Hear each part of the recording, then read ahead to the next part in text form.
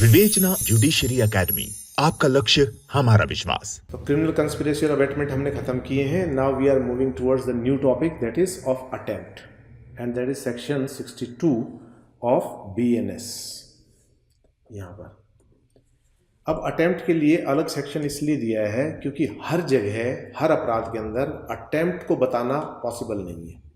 कि अटेम्प्ट क्या है?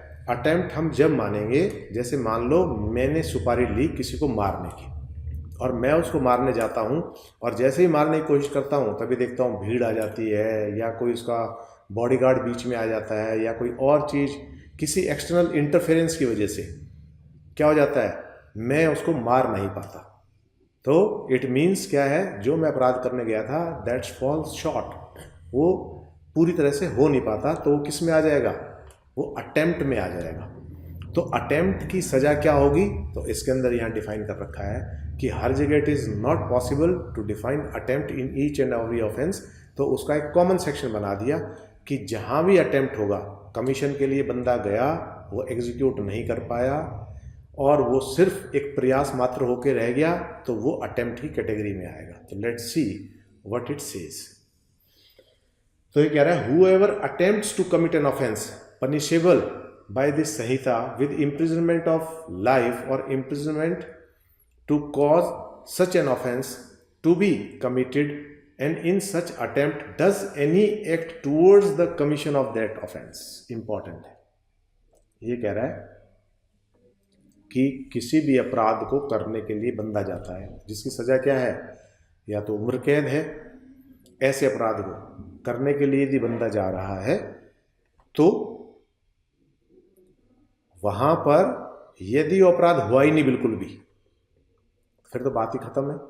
मैं गया किसी अपराध को करने के लिए, मैंने किसी सुपारी ली किसी का मर्डर करने के लिए और रास्ते में जाते जाते मंदिर पड़ गया, वहाँ कथा चल रही थी और सत्संग का मेरे ऊपर प्रभाव हो गया और मैं वापस आ गया।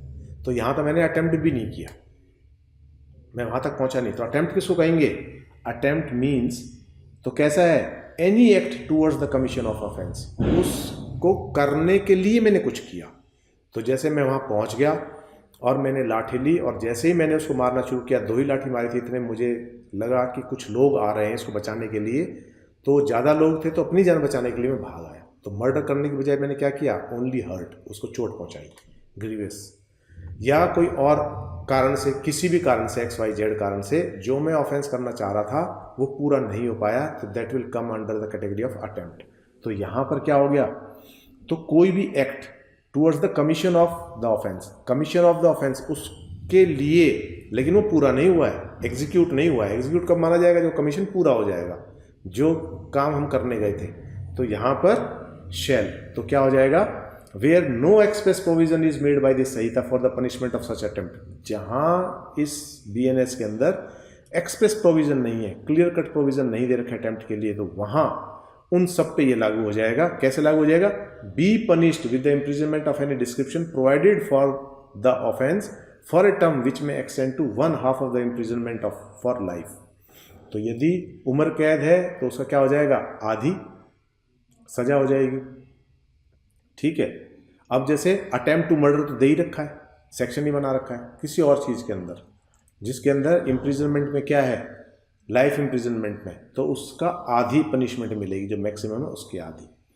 और एज द केस में भी 1/2 of the longest term, life imprisonment में तो आधी हो गई, और जो 2 है जिनके अंदर जो मैक्सिमम पनिशमेंट है, पनिशमेंट मैक्सिमम क्यों कह रहे हैं यहाँ, अक्सर लिखा रहता है अप टू 10 ईयर्स।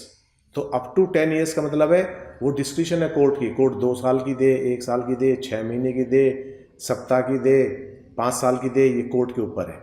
लेकिन यहाँ पर हमें क्या देखना है, यहाँ पर देखना है 1/2 of the longest term. Longest term क्या है, up to 10 years means 10 year, तो कितनी हो जाएगी, 10 साल। तो 10 साल है तो उसकी कितनी हो जाएगी, 5 साल, तो 5 साल हो जाएगी यहाँ पर। और विद फाइन, जैसा भी है, या बोथ, या दोनों के साथ। तो आप समझ गए।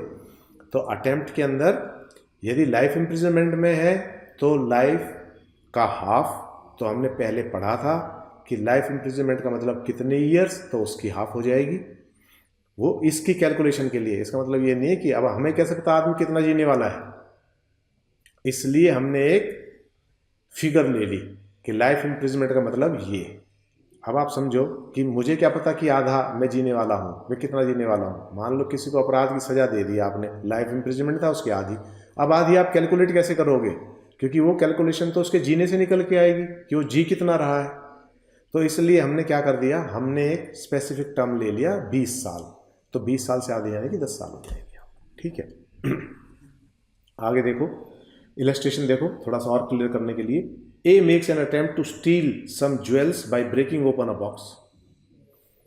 A and finds, after so opening the box, there is no jewel in it.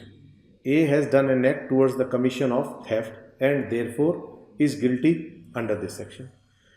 A किसी घर में घुसता है, उसको पूरा पूरा शक था, पूरी पूरी उम्मीद थी कि सारे गहने किसके अंदर मिलेंगे, इस बॉक्स के अंदर मिलेंगे। लेकिन अगलों को भी शक हो गया होगा कि कोई चोरी करने का प्लान कर रहा है, तो उन्होंने क्या कर दिया, वो चोरी हो उससे पहले उन गहनों को निकाल के कहीं और शिफ्ट कर दिया। तो अब उसके पास पूरी पुख्ता जानकारी थी, उसके हिसाब से उसने क्या कर दिया, ज्वेल बॉक्स को तोड़ दिया, खोला उसको, खोला तो उसके अंदर कुछ भी नहीं था। तो यहाँ क्या होगा, कुछ होता तो चोरी हो जाती, अब कुछ है ही नहीं तो चोरी तो नहीं मानी जाएगी, लेकिन अटेम्प्ट पूरा हो गया क्योंकि वहाँ तक पहुँच गया। चोरी का माल तो हाथ नहीं लगा, लेकिन उसने अटेम्प्ट पूरा किया है, तो ये अटेम्प्ट में आ जाएगा। तो चोरी की जो सजा है उसकी आधी सजा यहाँ मिल जाएगी इसको। B, A makes an attempt to pick the pocket of Z by thrusting his hand into जेड्स pocket. A fails in the attempt in consequence of Z having nothing in his pocket. जेब कतरे ने किसी की जेब में हाथ डाला निकालने के लिए, लेकिन भाई साहब खर्च आए थे पहले ही, तो उसमें कुछ था ही नहीं, कुछ नहीं था तो भी अपराध तो हो गया, अटेम्प्ट तो हो गया। तो इसलिए पिक पॉकेटिंग की जो भी सजा है उसकी आधी इसको मिल जाएगी। तो यहाँ I think it is very much clear. Attempt आपको क्लियर हो गया होगा। तो अटेम्प्ट के अंदर ये केवल प्रोविजंस कहाँ लागू होंगे, ये केवल प्रोविज़न वहाँ लागू होंगे जहाँ पर एक्सप्रेसली अटेम्प्ट को एक्सप्लेन नहीं कर रखा, अटेम्प्ट के लिए कोई प्रोविज़न नहीं है, तो वहाँ पर ये लागू हो जाएगा। जहाँ प्रोविज़न है वहाँ वो लागू हो जाएंगे। तो यहाँ we have end up chapter 4, और यहाँ कल हम स्टार्ट करेंगे chapter 5 of offence against women and child. ये हम करने वाले हैं। ठीक है। विवेचना जुडिशरी एकेडमी, आपका लक्ष्य हमारा विश्वास।